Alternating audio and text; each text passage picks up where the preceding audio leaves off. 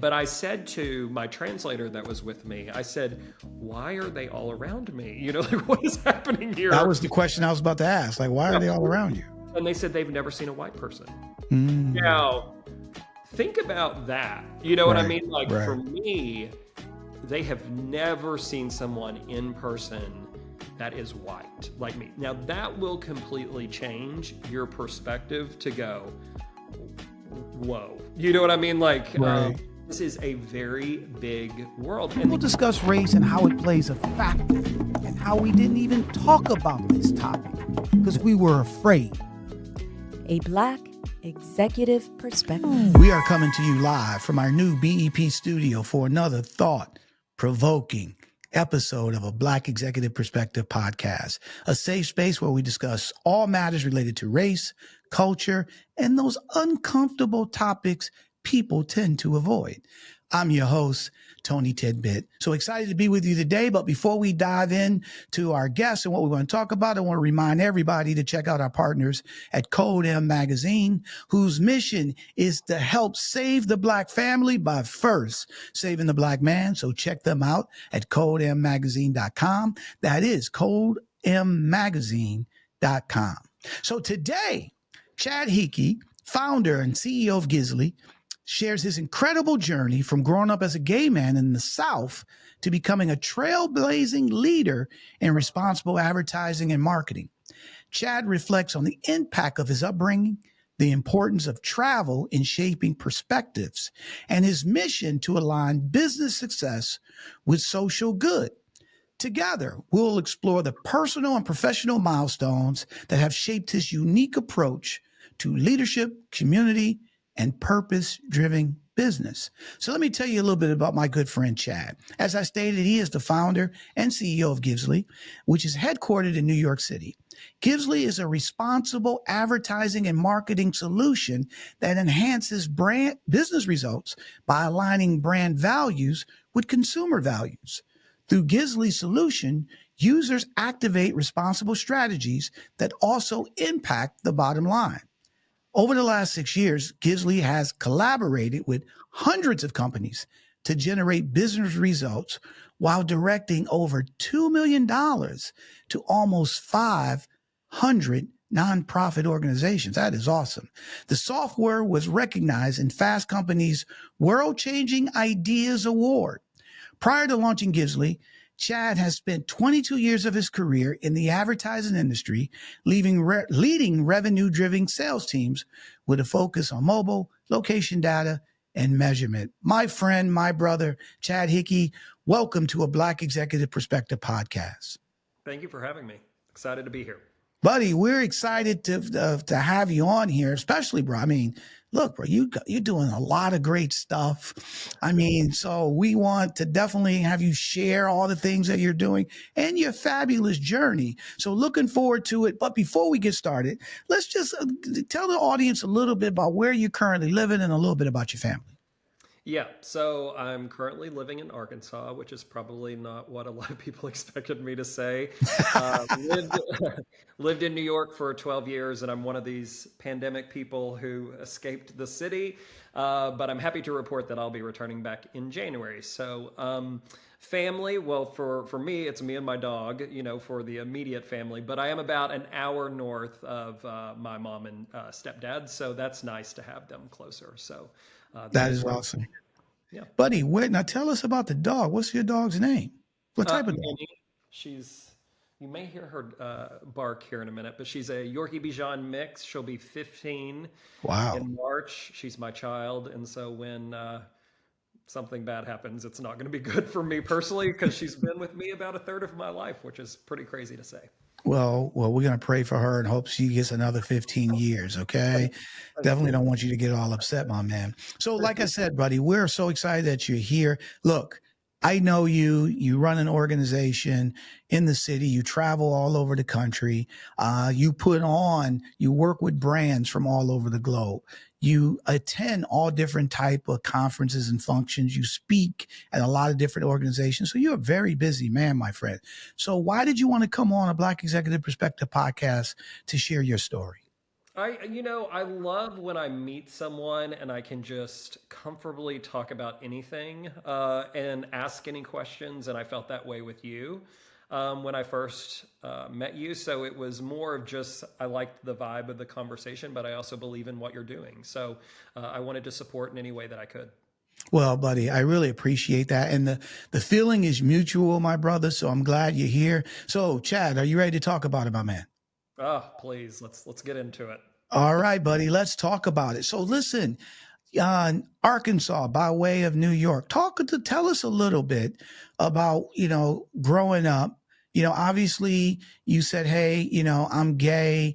Tell us a little, and you're in the South now, but talk a little bit about your identity growing up.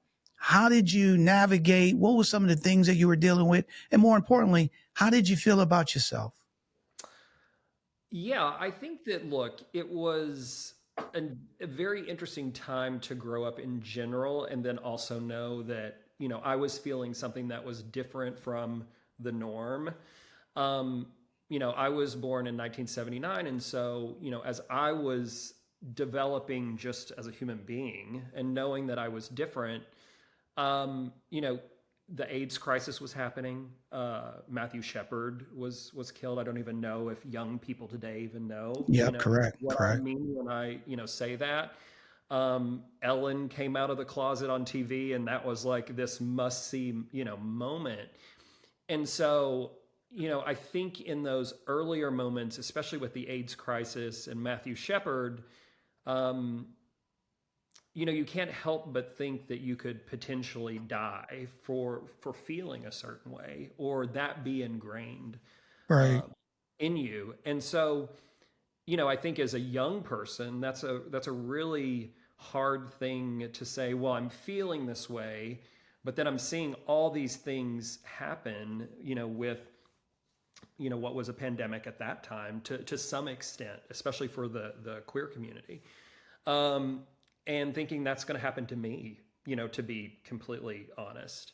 And I remember when Ellen came out of the closet, and even Will and Grace, was a Right. show on TV, and how I thought, man, I want to be just like Will for Will and Grace. And, I had a lot of girlfriends that would say, oh, I'm your Grace, and then it was, I remember a moment, when I lived in New York after, 5 or 6 years, and I thought, oh, I'm kind of living this life that I always thought about. Like, I'd kind of forgotten about it, because, when Will and Grace was on, I was so young, not the age that I am now, that I'd kind of forgotten that was like a dream of mine. And so to actually be living that life, not necessarily from a queer perspective, but just living my life in New York and having a successful career and those sort of things, was kind of this like aha moment that a friend of mine, one of my best friends, Chrissy, she goes, Chad, you always talked about living in New York, like as long as I can remember. And isn't that weird that you're actually doing it? And I was kind of like, yeah, I've never really thought of it like that. So, so to kind of to get back to your question though, for me, it wasn't necessarily so much the South. There's definitely some elements of it, especially with Christianity and church being very much a way of life. Right. Right.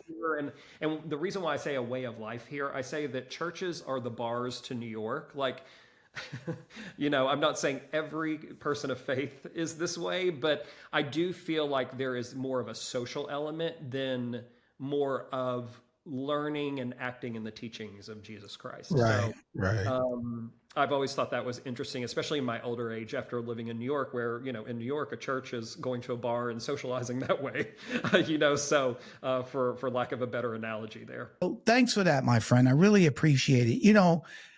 One of the things I have friends of mine growing up that I didn't know was gay. Okay. And we went to church together, and the church that I belonged to, and I don't think this was just unique to where I lived at. I just think that was the doctrine that they were preaching at the time, that, people gay, they're going to hell and blah, blah, blah, blah, blah, and all this type stuff. Right. And when you're a young kid and you're listening to that, right? And that's all because why would they say this is wrong? Why blah, blah, blah, blah, blah, right? Yep. And my friend who I went, was going to church, I didn't know he was gay until later on. It's time to rethink your protein. AgileLab's protein bars are crafted with high-quality protein, double the leucine, and enriched branched-chain amino acids, essential for optimal muscle recovery. Finally, a protein bar that works as hard as you do. So visit agilelabs.com and use the code BEP to get 20% off. That's agilelabs.com, promo code BEP. So think about that when you're sitting there and your parents are bringing you, and I'll get to my point and say, but your parents are bringing you, and then you're hearing, like you said, you're different, you feel different. And then you're hearing something that's saying that if you are different, you're going to be ostracized, or you're not this or this and that. And then you got to go home to your parents. Okay. And then, so years later, he explained that, number one, I was just flabbergasted. I couldn't believe it. Right. Number two, and he said something. He said, Tony, one thing about it, you always treated me the same, and I didn't know, but it didn't matter. He was my friend. Okay. But when he told me his situation, I felt so bad, especially as I learned. And I grew, because again, what somebody teaches you, that's what you think. Okay. And until you expand out of that, okay, which I had to, right. And then you're like, wait a minute. So my question, my brother, is that one of the toughest things he said he had to do was to tell his parents, right, that this is who he is. And it was tough because his parents, believed the doctrine, the Christians and the whole 9 yards. And it took them a little bit to accept it. And look, they're great now. They're a great family, a whole 9 yards. So the question I have for you, how was that experience when you were growing up? Yeah, you saw Ellen and, Will and Grace, and you were able to live that. All right. But tell us a little bit about, you and your family and your communication. Look, people don't know what they don't know.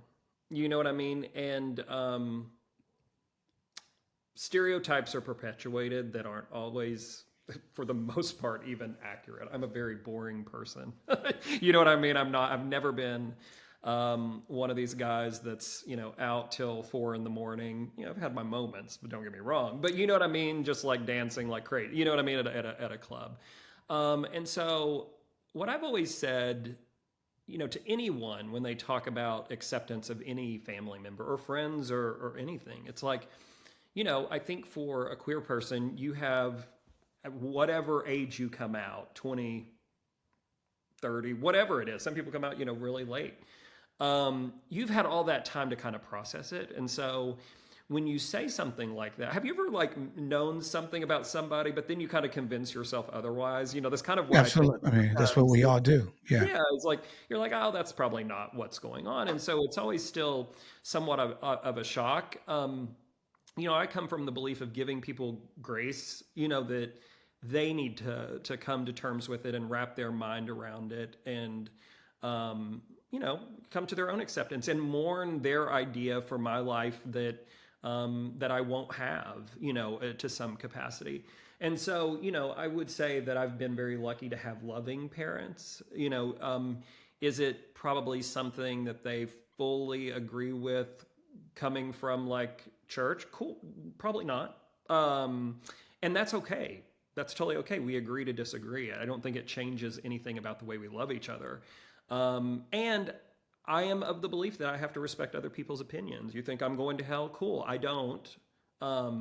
But that's your belief and that's your own experience. You know what I mean? Right. I think I have my moments, look, where, no one's going to disrespect me. Let me be very clear. You know what I mean? I'm not going to take a level of disrespect. But at the same time, I think we all evolve. Who I am 5 years ago is fundamentally different from who I am today. And I think that people have lost that sense of development and presentism, if that for lack of a better word, that you are supposed to be as wise as you are now in this moment forever. You know what I mean? And the reality is that culture changes and people's belief changes and all of that. So that's a long-winded answer of, really saying, I think when it comes to my family, it's like there have been accepting moments, and there have been moments where some things are better left unsaid, and that's okay. You know what I mean? Right. Right. With. And so, I have a pretty moderate view on things like this. I'm kind of this guy in the middle because I can see both sides when I know we'll get to that. And so I tend to kind of live that as long as someone is doing it in a respectful way. Right, right, right. Well, number one, thanks for sharing that, my friend, because, number one, I love your thought process. And you're right. We all evolve. I'll put it this way. We should evolve. I don't think everybody evolves. Okay. I think there's a lot of people who just, likes things the way they are, and they don't want to see any change, and they can't get beyond it. Right. But life is about evolving. I mean, if you think about it, we're in 2024. Okay. If we didn't evolve, we'd be still riding horseback. Okay. If we didn't evolve. So that it's always about learning and trying to get better. So I really appreciate that. But speaking about that a little bit, right, is that, you've been in the South, you've been on the East Coast, we're in an age right now, or a time frame, I should say, where, people have certain perspectives based on where somebody lives. It's a very polarizing world in the United States, right? People on the East Coast, they're liberals. People in the South, they're conservative.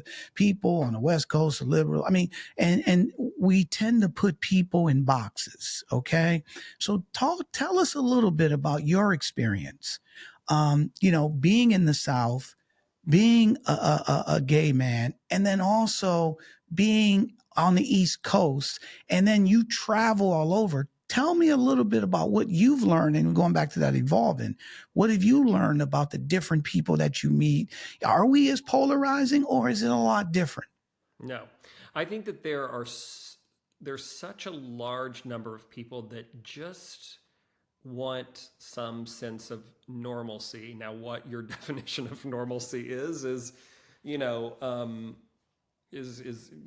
broad, but I think that the reality is that we all live in our own bubbles, and those bubbles are very different. That is something that, coming back to Arkansas after being gone for 20 years, I lived in Atlanta for 7 years, and then I was in New York for 12. You obviously get exposed to a lot of different people. My first boss, Marsha Jaffe, was Jewish. I had never seen a Jewish person or met a Jewish person until I moved to Atlanta. And that was, and I'm always very quick to say I was sheltered. It wasn't an ignorance thing. And I think that we need to, really start to be careful with our language there, because we automatically just tell someone, oh, you're ignorant because you don't understand my life, when really they may just have never been exposed to it, right?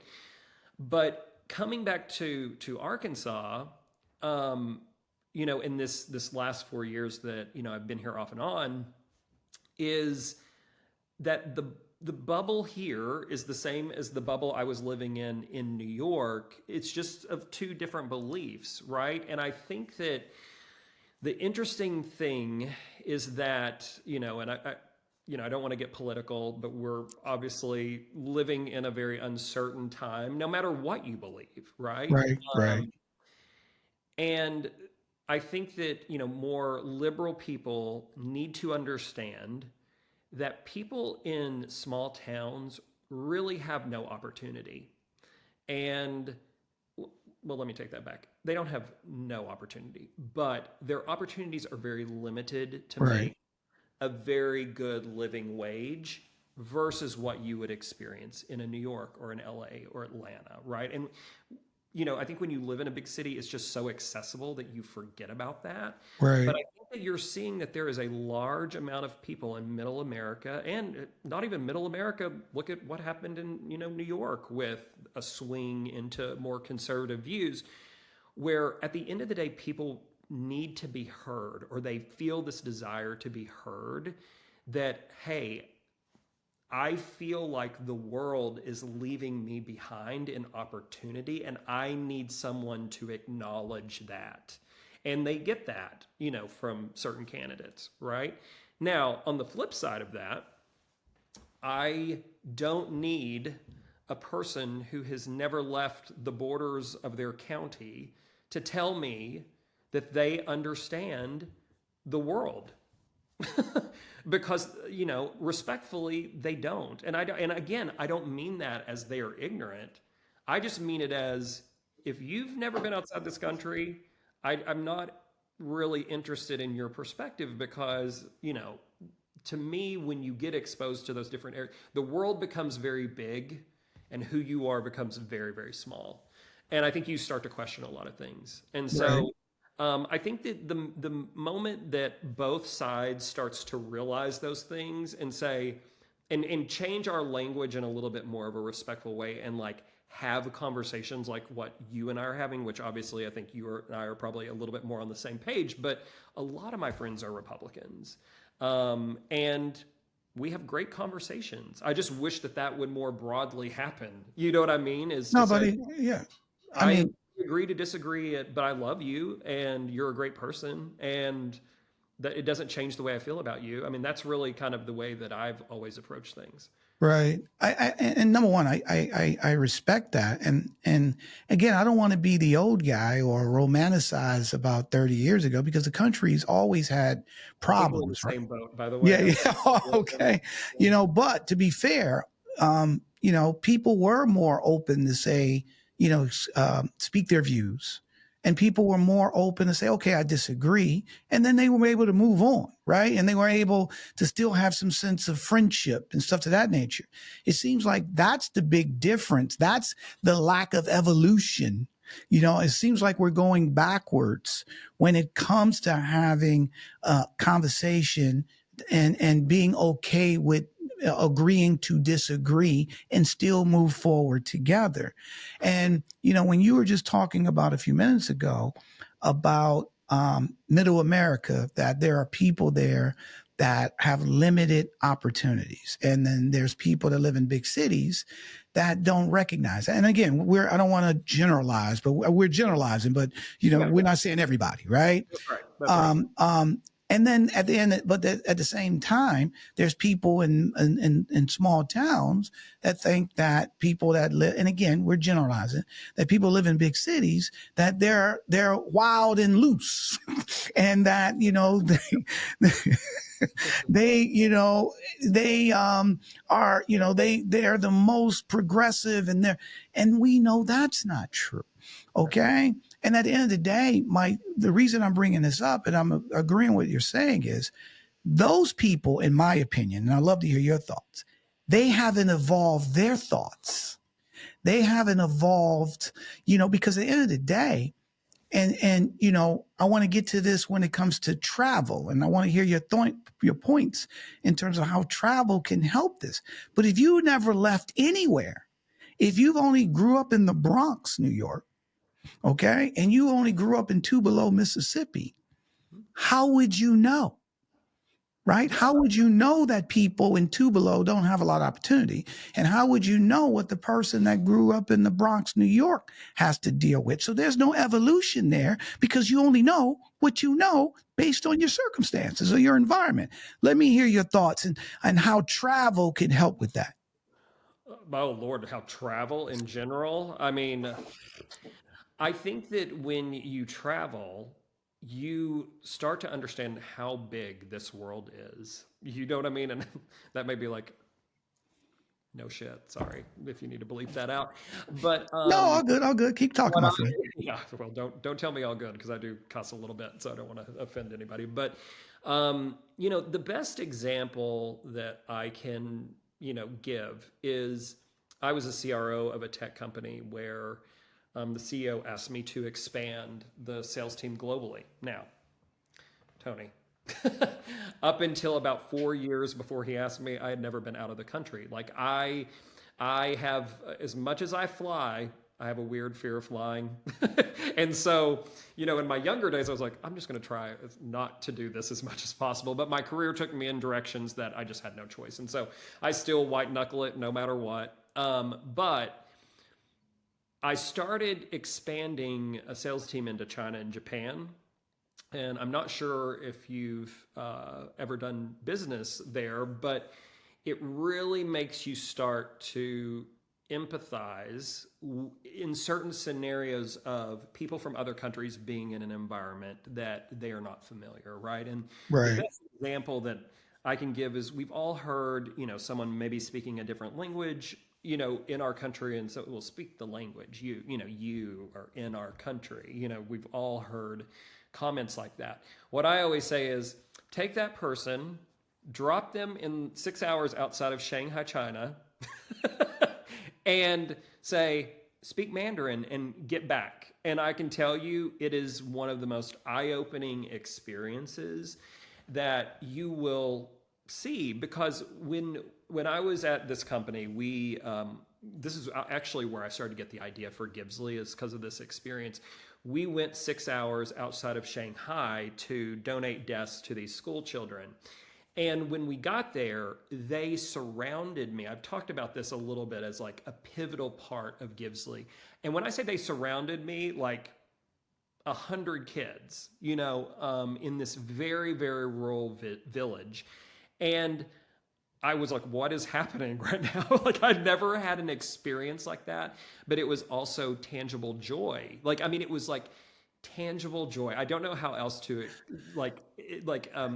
explain it, but I said to my translator that was with me, I said, why are they all around me?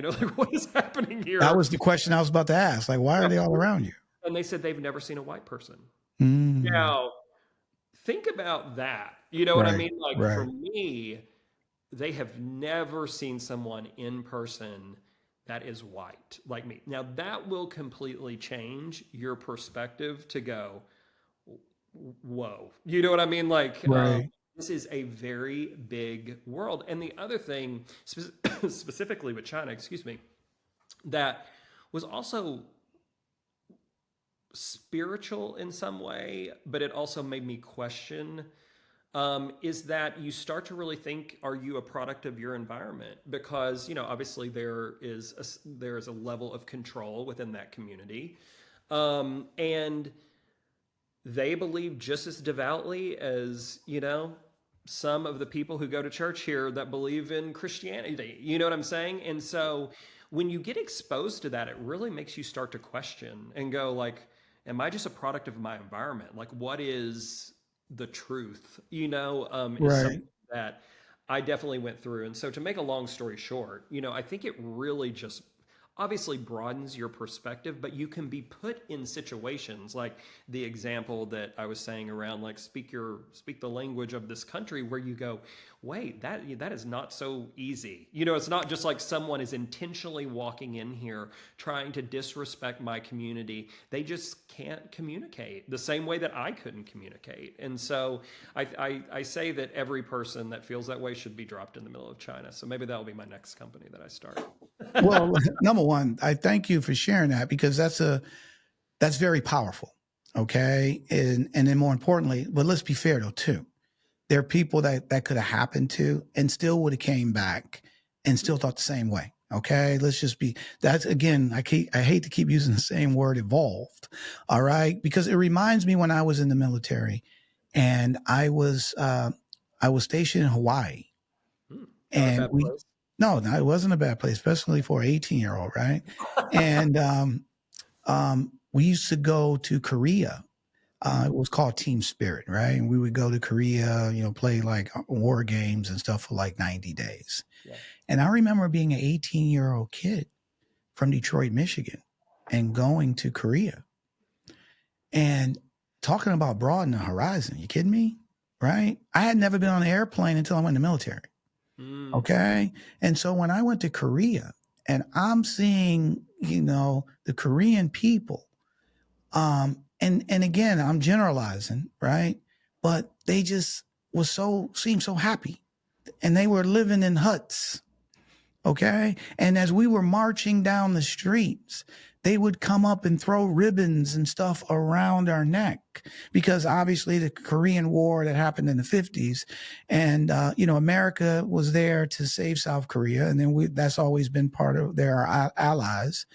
And so this was that they never forgot that. And they still do that today.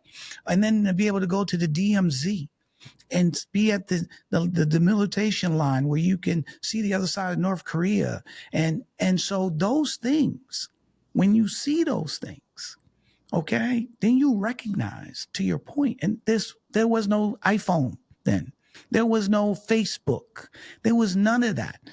All I knew about Korea was on a map, okay, that I didn't even look at that long, right? And to be able to go there and experience, that took my mind and that took how I looked at people totally different, right? However, I had friends of mine or military friends, army friends of mine, that when they was there, that didn't take them like that.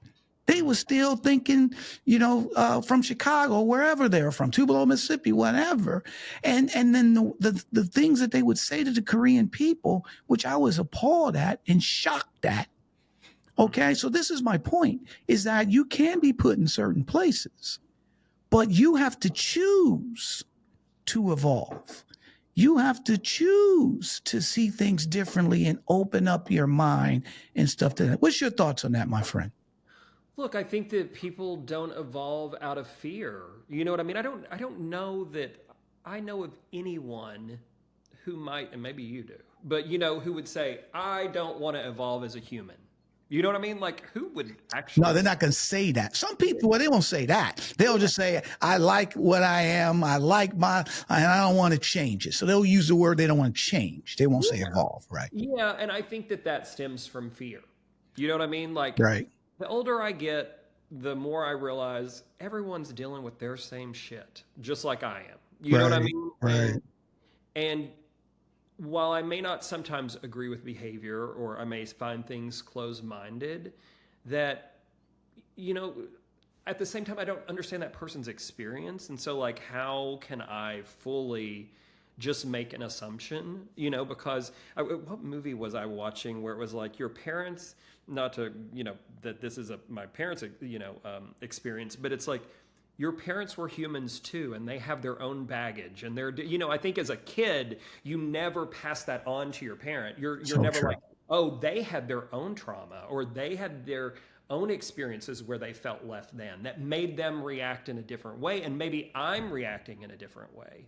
Right. You know what I mean? Like, I have thought, if I'm being completely vulnerable, like, my career is so important to me that maybe I'm trying to prove my worth in some way.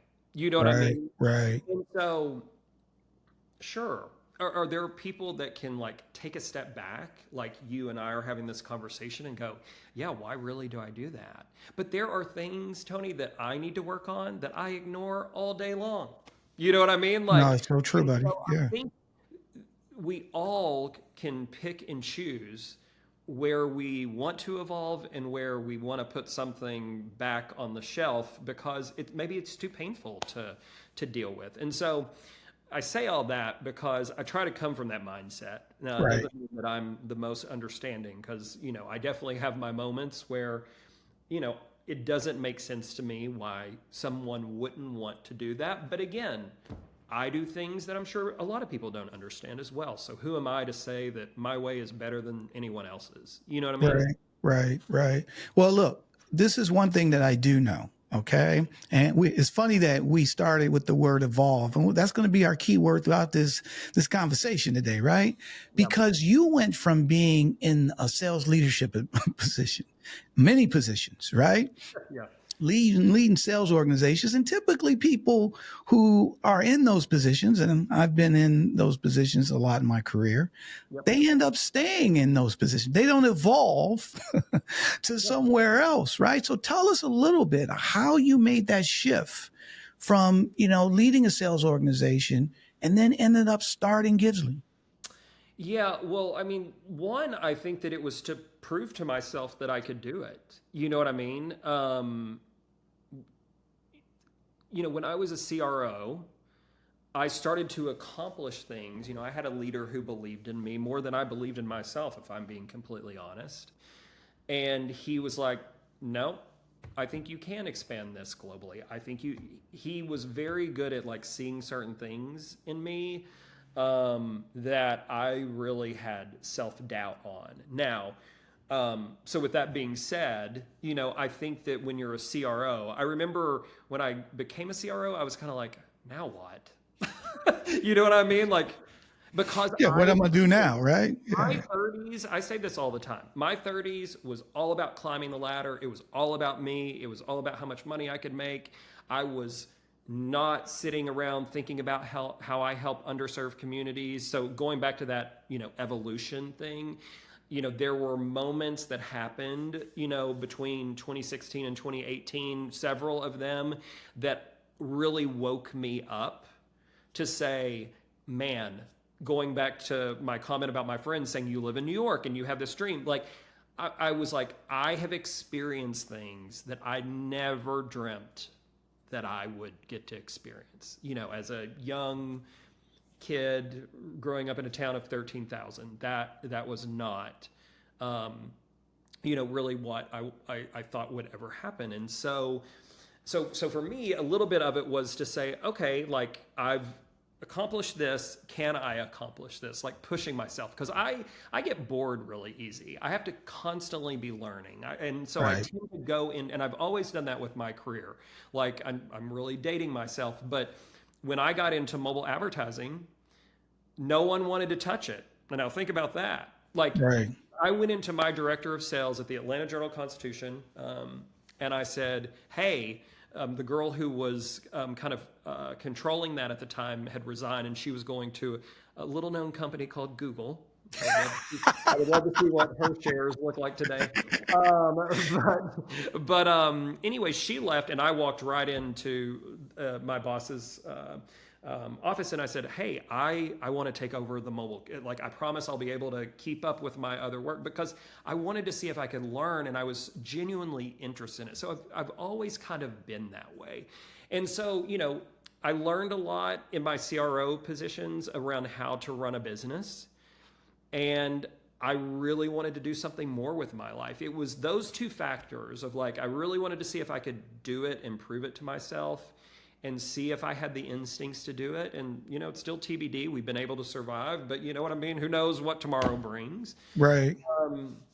And so from that perspective, that was really the approach that I made. Now, one, I think you're always in sales in general. And I love being a sales leader. Like, I love, managing teams. I love seeing people grow. I love pushing people to grow. My teams that have worked for me would probably say I'm very tough to work for, as much as we get on and kind of laugh. I have very high expectations. But I wanted to apply that to this company and be in control of what my vision was for building a company, and to see if I can make it happen. And I always kind of laugh at, like, if you hear VCs or other, CEOs that come from a different background, like product and engineering, they're like, oh, sales and marketing make terrible CEOs. I actually think it's quite the opposite. Like, I think it's quite the opposite, because I know how to run a P&L. So I know how to look at when we're overspending and we're underspending, and how to look at cash flow and all those things to make the business work. But I also know how to listen to the market and adjust and weave where I see the direction going. I think in a way that might be harder for someone in an engineering role or a product role. Not everyone, but you know what I mean? Where a lot of that profile, again, making general statements, is, you're technical, you're like in the zone. You tend to be, someone who doesn't want to be up in front of people pitching and talking in front of big groups. And so I think it's been one of our strengths, as much as I see people sometimes, broadly speaking, in the trades kind of like, talk about a sales leader or a marketing leader being a CEO. I think that we have some of the best qualities to actually do that. And, look, Givsly launched in 2019. I joke all the time when I'm on calls. I say we had 1 year of normalcy, and then we had an events arm to our business. That was the only thing we offered, and we were moving into a pandemic. And guess what? What did we do that year? We tripled revenue. If you like what you hear and want to join us on this journey of making uncomfortable conversations comfortable, please subscribe to a Black Executive Perspective podcast on YouTube, Apple Podcasts, Spotify, or wherever you get your podcasts. Hit subscribe now to stay connected for more episodes that challenge, inspire, and lead the change. Right. Because we knew how to adjust the product so that it still drove the KPIs for our clients, but also adjusted to the current environment that was going on all around us. And so Right. that is an inherent skill, that anyone in an organization can have. But I think in sales and marketing, that is kind of your role. You know what I mean, right? Is that you are to listen to the market, share that feedback with product and technology, help them to like guide on how they build the products, and then run the business. And Right. those were skills that I've developed, in the last 10 years that I think I really wanted to hone and see how far I could take it. And the Right. fact that we've survived, and look, I'm a very superstitious person, so I'm not the typical type of founder that I'm like, I'm going to be a $7 billion company next year. You have all those, CEOs that, paint this huge vision. I'm more of a realist, but I think that that's also my training of being a CRO and knowing that I had to report into my CEO and say, hey, this is what I think the number is going to be, because that was going to a board that then would hold us accountable to do that. So I was always trying to set that realistic expectation. And I think that we've, been very low on fundraising versus a lot of people that were in the space 6 years ago when we launched. All those Right. are out of business. And I'll knock on wood. I'm not saying that, anything can happen, but I do think we've been able to navigate some pretty unprecedented challenges and done it well. And we're really proud of that. So that is great. That is awesome. And I love the, the thought process, why, sales leaders can be great CEOs. But let's back up a little bit, right? Because, number one, Givsly, and just we want to make sure that the audience is, has a clear understanding of what Givsly does, right? Mm-hmm. So talk a little bit, because this is a unique business model, okay? Mm-hmm. And you were working in the ad sales side, right? Mobile, the whole 9 yards, data, where it was all about getting brands to spend money with your company, and then you guys would market and advertise them across whatever properties. Well, Givsly is totally different. So how did you come up with the idea of that business model? Number one, explain what the business model is. And then how did you come up and be inspired enough to say, this is what I'm going to do in a industry that typically, from this type of mindset, doesn't actually, follow that from a nonprofit, from a charity standpoint, from their business and the different charities that they support? Yeah. So look, like I started researching the company or researching the idea for the company in 2018, right? I was at my friend's lake house. They all went to the lake. And have you ever had those moments where you're like, I feel creative, like something is pushing me to kind of like get my ideas down. And so I knew I wanted to tap into a little bit of my skill set, but I also wanted to look at trends. And there was a ton of, research and articles around the fact that society's confidence in government had eroded. And, as far as like helping, underserved communities and things like that, and they were looking toward their companies to actually take up that charge. And I think it's really interesting the time we're living in right now, because I think a lot of people have, amnesia around that time, and they're going to be in for, I think, a rude awakening at what expectation happens. So when you say they have amnesia and there's going to be a rude awakening, like, be specific. Like, what do you mean? I think that they forget the expectations that their employees had to feel purpose. And listen, I don't like words like purpose and good and CSR and social impact. We are a values company. We are all about aligning consumer values with brand values, right? And the research today shows that 82% of people choose values as one of the signals for who they buy from. Like brand loyalty is not, and this was some of the research that, I was looking at some of the time. And so at that moment, I was like, this is bigger than a volunteer day. Now, we do volunteer days. Don't get me wrong. That is an element to showing your values, but values is bigger. Values is bigger than inclusion. Values is bigger than sustainability. Values can be we're a brand that cares about childhood cancer or education or nutrition, right? The ex-CMO of Chobani said our values was that, you know what I mean? And so I think that we go to the polarizing topics, very much topics that need to be discussed. Do not get me wrong, but the opportunity is bigger than that. We go into brands all the time and we say, if I told you 82% of your consumers were women, would you do little 5% cause marketing campaigns that, are sitting over here? And so you wouldn't. You would apply that to everything. And I think that if brands are going to speak to consumers, especially young consumers, they have to think about how a value strategy is incorporated in everything that they do. Right. Or they're not going to survive in the future. They will become I don't want to say they'll become obsolete, but they're going to become stale. I truly believe that when it comes to younger consumers. Right, right. So just to be clear, though, so Givsly obviously operates from a value add, right? In terms of advertisers will give you a certain amount of budget, and then you take a little bit of that budget, or they pick out exactly what cause they want to be able to contribute it to. Is that correct?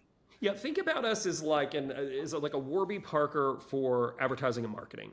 Everything that we do drives a donation, and everything that we do is rooted in responsible topics.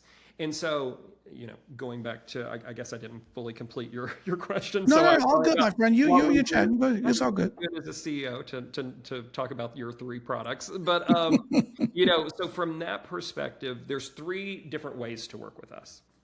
The first is how we launched, which is experiences that are all rooted in values. And so whether that is a panel discussion of employees talking about what it's like to be a Black employee, in an office, and to feel, accepted and included, and that they belong, all the way to a volunteer experience in a food pantry. Like, we do those things, but what we do is we come from the lens of taking the customer with their partner so that they are spending that time in a more, I don't want to say deeper way, as if others, situations aren't deep, but, in a more values focused way where you're connecting as humans versus like a 5-course dinner or a baseball game or a concert where you get tickets. Not that those things are bad. Trust me, we do those things, but you don't have to do it all the time. Right. So that's the first piece. We then have a B2B platform where people use it for sustainability efforts to replace things like swag with a donation. So, hey, Tony, come by my booth at CES, and we're going to offer a $25 donation when you scan this QR code to one of these 3 charities you select. It is more sustainable. The swag doesn't end up left in your hotel room or in a landfill.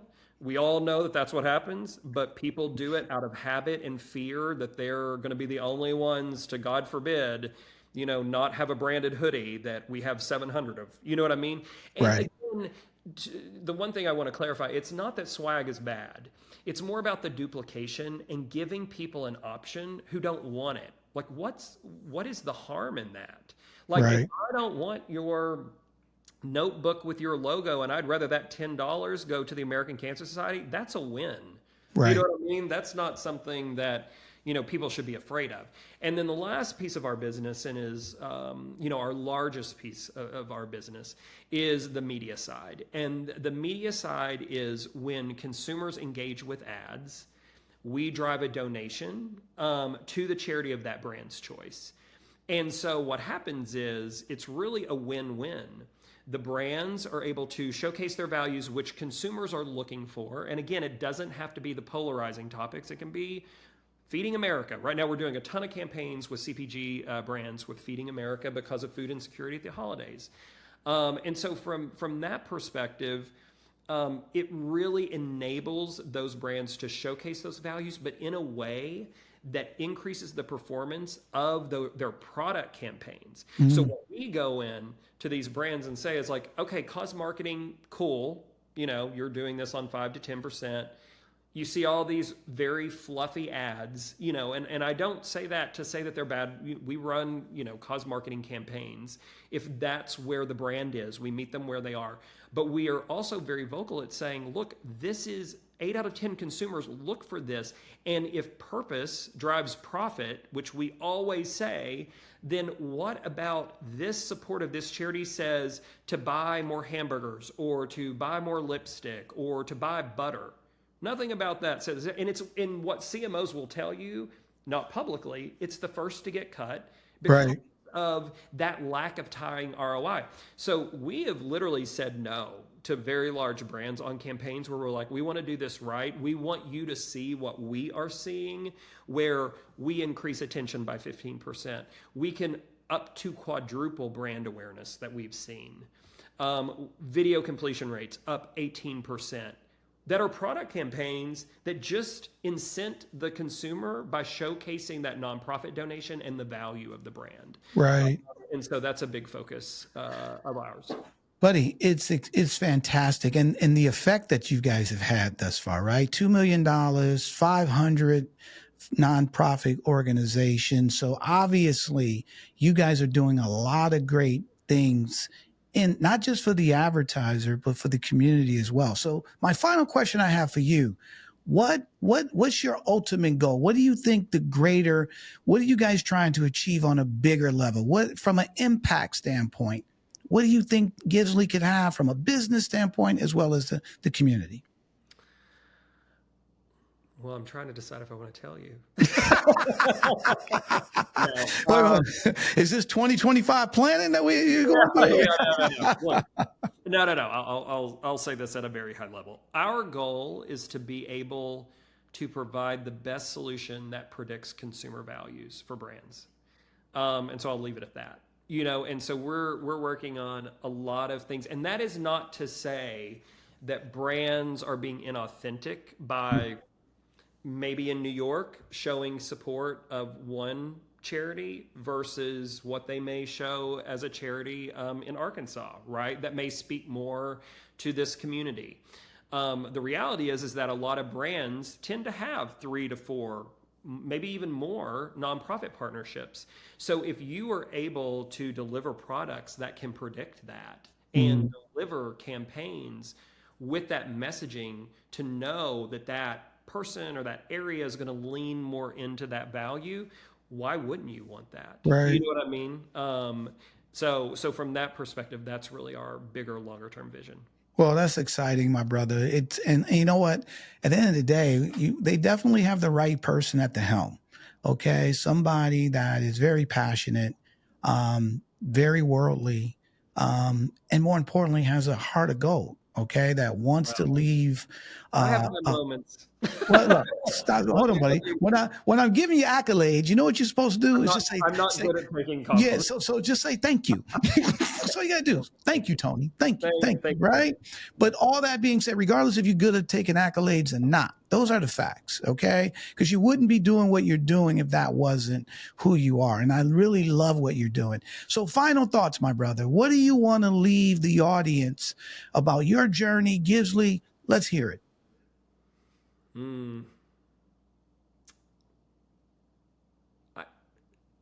This may sound weird to say, but I think it's relevant for the time. I think there's a lot of people that just want to live their life.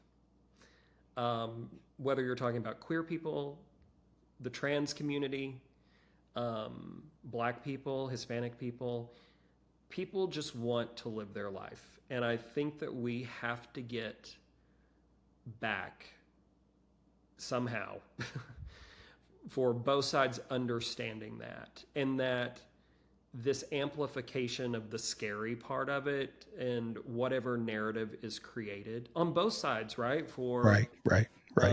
Really conservative people that may be scary to my community, to that community understanding. And I'll just use the trans community because, my heart breaks for what they are going through and how their life is being exploited. That at the end of the day, people just want to live their life and have respect and discipline.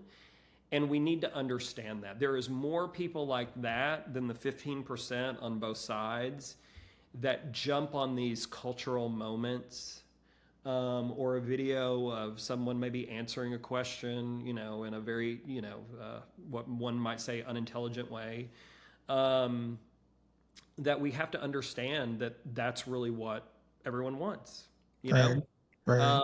And so the temperature needs to be dialed down somehow, or we need to get back to a place where we can all talk about that, and we can talk about it in the middle and go, yeah, you know what? Like, there's certain parts of the queer movement that's complicated. It is. You know what I mean? Like, it's not black and white, Right. from that perspective.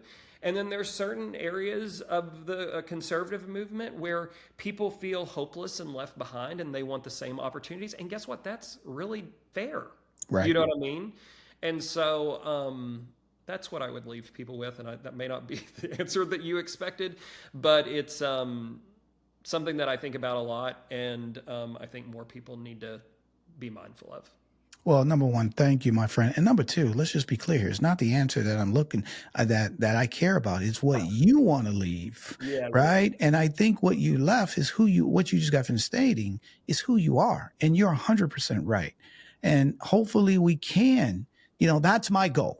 My goal here on the Black Executive Perspective podcast is to have people come on, no matter what their background, no matter what their race, no matter religion, who their political platform is, to come on and chat so we can all learn from one another. Because we have, to your point, we have way more in common than we have things that's apart. And to be fair, our so-called leaders are exploiting that to keep us divided so they can stay in power.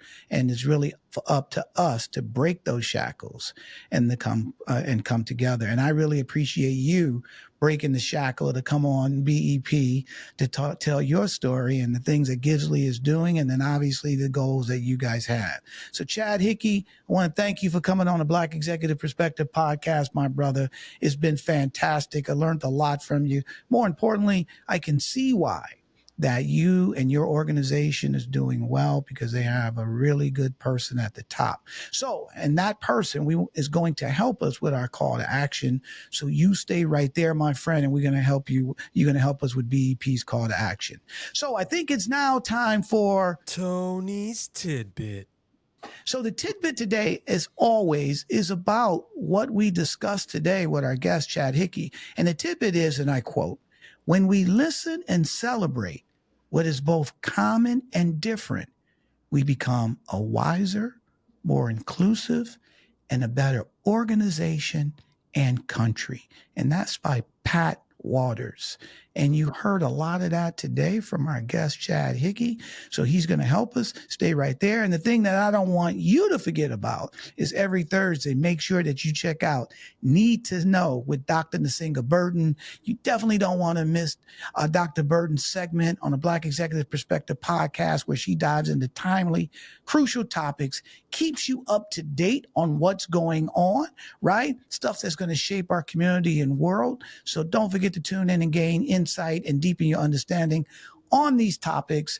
Every Thursday, Black Executive Perspective podcast, Need to Know with Dr. Nasinga Burton. I hope today that you enjoyed our episode, From Resilience to Leadership, a journey of purpose and impact, with the CEO and founder, Chad Hickey of Givsly. And now he's going to help us. And this is our time for BEP's call to action. Our goal is to decrease all forms of racism, discrimination in every aspect of life. And so we're asking everyone to help us do this with our call to action that starts with LESS, LESS. And I'm going to kick it off. L stands for learn. So more importantly, you want to learn and teach and learn about racial and cultural nuances that you're not familiar with. It's a lot Chad talked about earlier about traveling and going to different places. And by doing that, it opens up your perspective. Chad? The E stands for empathy. So be open to understand diverse views. I think don't cut people off just because they don't agree with you. actually make an effort to push through that instinct and really understand where that person's coming from. Absolutely. And then after you applied empathy, now you want to do share. S stands for share. You want to share your insights and the things that you learn to your friends and family so they can be enlightened as well. And then the final S stands for stop. We want to stop discrimination as it walks in our path. So if Aunt Jenny says something at the Thanksgiving table and it's inappropriate, you say, Aunt Jenny, we don't believe that. We don't say that. And you stop it right there. So if everyone can incorporate less, LESS, we'll build a more fair, more understanding world. And more importantly, we'll all be able to see the change that we want to see because less will become more. So I really appreciate you joining us here on the Black Executive Perspective Podcast. You can continue to watch all of our episodes, listen to our episodes on YouTube, Apple, Spotify, or wherever you get your podcast. And don't forget to follow us on all our social channels, TikTok, LinkedIn, X, YouTube, Instagram, and Facebook at A Black Exec. For our fabulous guest, Chad Hickey, CEO, founder of Givsly, I'm Tony Tidbit. We talked about it. We learned about it a lot.